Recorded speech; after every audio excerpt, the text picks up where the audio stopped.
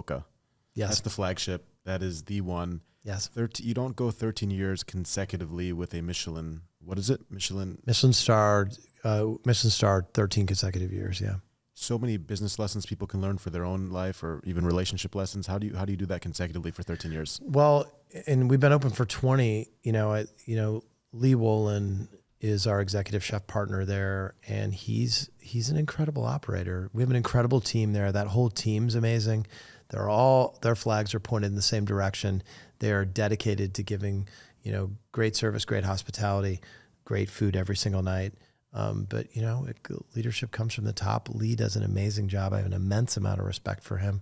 And, that restaurant especially feels like home. There's so many memories inside that place. I can remember everybody from that opening staff. And it's like Billy Joel's Piano Man. Paul was a real estate novelist.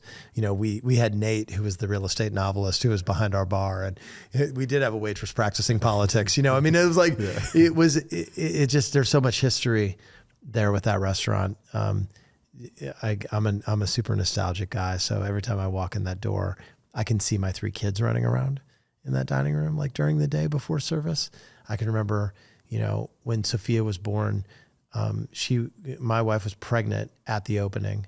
I can remember her driving and parking behind the restaurant. And I would eat family meal in the car before pre-ship just so I could spend time with Sophia. Great memories. If you've never been to Boka before, we are open 7 days a week, 1729 North Halstead.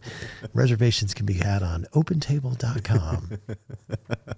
I love that. That was perfectly done. Do you like my radio voice right there? You have the podcast voice.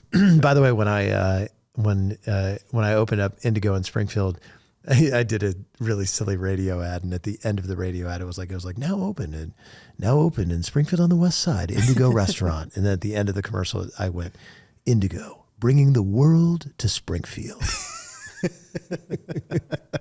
If anybody has a copy of that anywhere, please send that over. I would like to hear that too, so we could put it on the start of this. Yeah. Remind the audience. That is really good. Well, if you haven't, I hope this podcast made it clear you guys need to go to one of the restaurants in the Boka Group. There's so many, so you can have a field trip for the next quarter of just going through all your different restaurants. And Albion, which I'm personally going to check out because that's intriguing. So I really like what you're building there too. Thanks. We just opened a Toko and Little Goat and Gigi's Chicken on Southport in the old Southport lanes. Okay. And that's been open just a few months, and Le Select's been open just a few months. Most nights you can find me at either one of those places, and hope to see you there. I'm still walking dining rooms. How many hours are you working a week? 70. 70? Still, today? Yeah. Does it feel like work? Yeah, sometimes. Honestly, yeah, the right answer would be like, no, when you do something you love, it's like, yeah, some of it's work, man. Yeah. Some of it's real work. Like, you it's not all touching tables and kissing babies. It's spreadsheets and invoices and P&Ls and phone calls and sit downs, and it's real labor, man. Yeah. And so everything's got an earning process in life. It's like paying into a pension.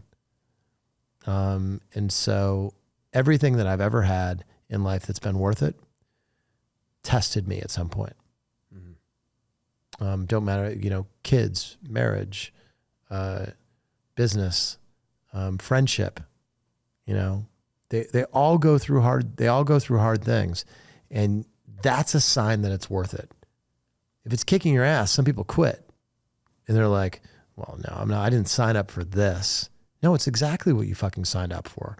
You signed up for something that was worth it. So if it's testing you, take it as a sign it's worth it. I've been tested a bunch of times, probably get tested next week. And so that's what I take from it, is that it's worth it.